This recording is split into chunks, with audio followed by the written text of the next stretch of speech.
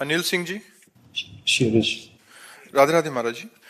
गुरुदेव भगवान, मेरा प्रश्न ये है कि निरंतर भगवदानंद की अनुभूति क्या गृहस्थ धर्म में भी प्राप्त की जा सकती है? गृहस्थ धर्म और विरक्त धर्म ये शरीर के हैं ना कि स्वरूप के हैं? स्वरूप से हम सब भगवत धर्म वाले हैं। जितनी जातियां हैं और जितने धर्म हैं वो सब देह भाव को लेकर हैं कि नहीं? स्वरूप को लेकर हैं क्या? स्वरूप में तो जो हम हैं सो तुम हो, जो तुम हो वही सब रूपों में है। तो हमें ये ध्यान रखना है कि हम गृहस्थ धर्म को स्वीकार किए हुए हैं, तो उस धर्म का पालन तो हम कर रहे हैं, लेकिन हम हैं कौन? ममैवांशो। भगवान ने क्या कहा? मेरे तुम अंश हो। जब ये बात हम ध्यान रखेंगे कि हम भगवान के हैं, भगवान हमारे हैं, और हम भगवान का स्मरण करते हुए हर कार्य करेंगे, तो हम क्यों नहीं भगवदानंद में मस्त हो जाएंगे? क्यों नहीं हो जाएंगे? गृहस्थ धर्म सबसे बड़ा धर्म है। विरक्त पैदा कहाँ होते हैं? विरक्त संत कहाँ पैदा होते हैं? गृहस्थों के यहाँ ही तो पैदा होते हैं। विरक्त संतों का पेट कहाँ भरता है? गृहस्थों के यहाँ तो भरता है। विरक्त संतों को वस्त्र कौन देता है? गृहस्थ धर्म ही तो देता है। तो सबका मूल पोषण कहाँ से हो रहा है? गृहस्थ धर्म से। यदि हम धर्म पूर्वक मेहनत करके धन कमाएं और उस धन से अपने परिवार का पोषण करें, आए हुए अतिथि साधु महात्मा का भोजन वस्त्र आदि के द्वारा सम्मान करें और नाम जप करें, तो भगवत प्राप्ति और भगवदानंद सहज है। गृहस्थ धर्म कोई भगवत प्राप्ति में बाधक थोड़ी है। बाधक है ममता मोह, बाधक है अहंकार।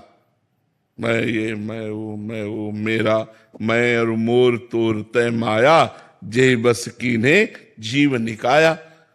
और अगर हम ये बात सोच लें, नाथ सकल संपदा तुम्हारी, मैं सेवक समेत सुतनारी, तो खत्म। मैं और मोर तोर तय माया, और अगर नाथ सकल संपदा तुम्हारी, मैं सेवक समेत सुतनारी, भक्ति, वही भक्ति हो गई और वही माया हो गई।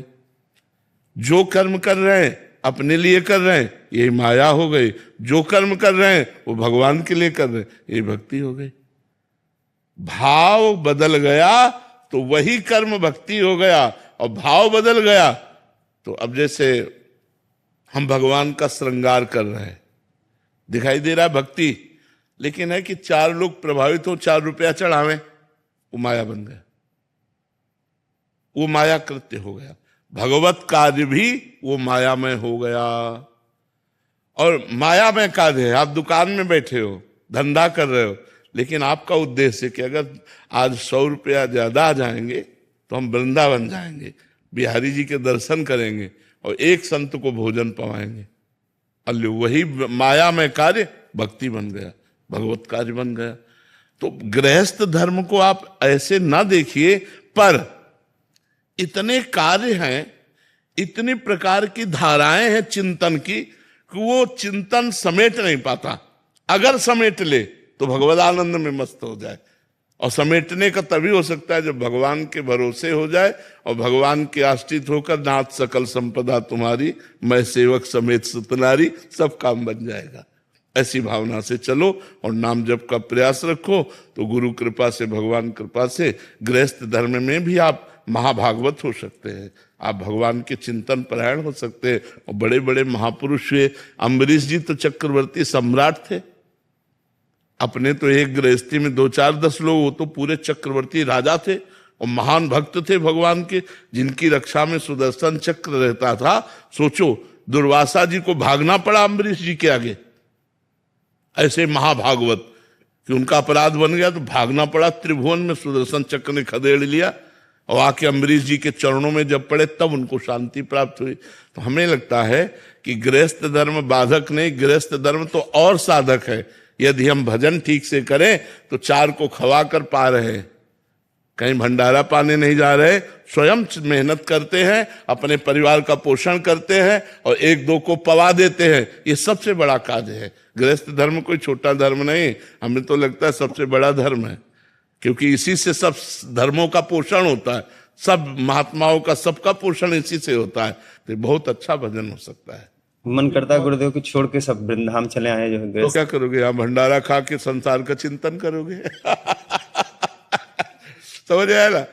घर गृहस्थी में धर्म से चल रहे हो तो मन वैरागी हो रहा है, और जब वैराग लेकर के आओगे तो घर का चिंतन आएगा, पत्नी का चिंतन आएगा, पुत्र का चिंतन आएगा। हमारी बात मान लो, वहीं रहकर भजन करो, डट के मेहनत करो, परिवार का पोषण करो, नाम जप करो, मंगल हो जाए।